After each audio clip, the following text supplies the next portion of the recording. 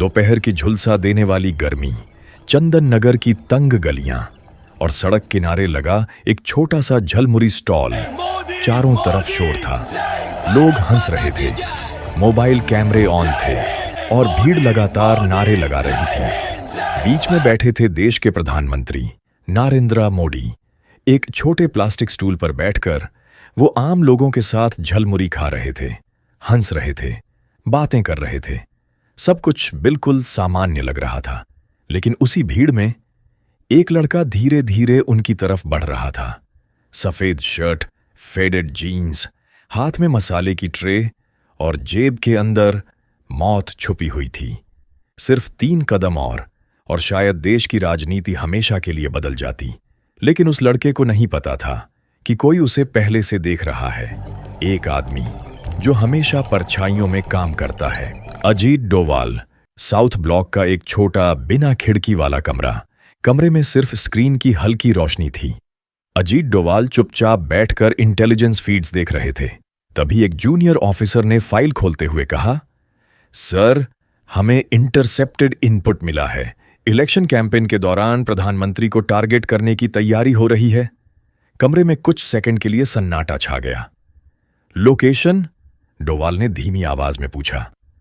बंगाल, और हमला किसी पब्लिक फूड स्टॉल के आसपास प्लान किया गया है। डोवाल कुर्सी पर पीछे झुके। उनकी आंखें शांत थीं, लेकिन दिमाग तेजी से काम कर रहा था। हर डिटेल निकालो और यह बात इस कमरे से बाहर नहीं जानी चाहिए।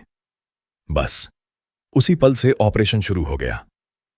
अगले 48 घंटे में कई एजेंसियां एक्टिव हो गईं। सीमा इलाकों में पुराने नेटवर्क खंगाले गए। संदिग्ध कॉल ट्रैक होने लगे। लोकल इन्फॉर्मर्स को रातों रात उठाया गया और फिर एक नाम सामने आया। रहीम, एक लोकल लड़का जो कुछ ही दिनों पहले एक मशहूर झलमुरी स्टॉल पर काम करने लगा था। वो बिल्कुल सामान्य दिखता था, हमेशा मुस्कुराता, कस्टमर्स को एक्स्ट्रा सेव देता और सबसे घुल मिलकर बात करता। लेकिन उसकी एक गलती ने सब बदल दिया। उसके फोन पर आया एक इंटरनेशनल कॉल। यही वो धागा था जिसने पूरी साजिश को खोलना शुरू किया। द ट्रैप प्रधानमंत्री का बंगाल दौरा तय था। रैलियां, रोड शो और लोकल लोगों से मुलाकातें। इसी बीच उन्होंने इच्छा जताई कि वो एक लोकल झलमुरी स्टॉल पर रुकना चाहते हैं। सुरक्षा एजेंसियों के लिए यह सिरदर्द था, लेकिन डोवाल ने सिर्फ इतना कहा, अगर दुश्मन हमला करेगा तो यहीं करेगा। अब पूरा स्टॉल एक शांत जाल बन चुका था। कोई चाय वाला बनकर खड़ा था, कोई रिक्शा चालक, तो कोई आम समर्थक बनकर भीड़ में घूम रहा था। ऊपर छतों पर भी नजर रखी जा रही थी। हर कैमरा, हर एंगल, हर चेहरा मॉनिटर हो रहा था। दोपहर 2:30 बजे प्रधानमंत्री का काफिला इलाके में पहुंचा। भीड़ अचानक उफान की तरह उमड़ पड़ी।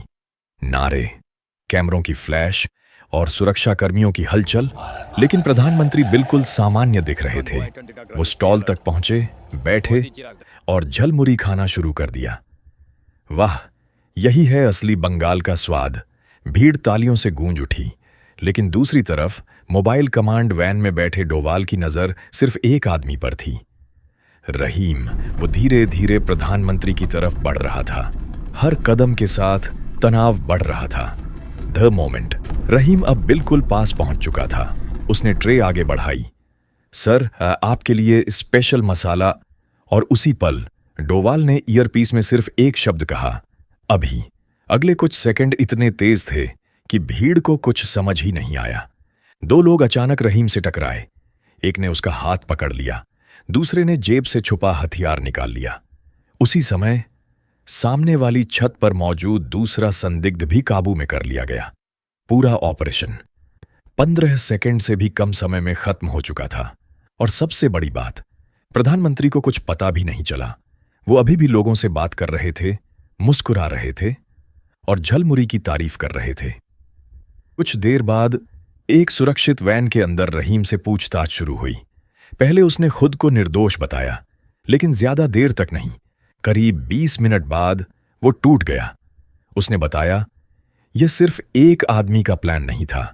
इसके पीछे सीमा पार बैठे लोग थे जो चुनाव के दौरान देश में डर और अराजकता फैलाना चाहते थे।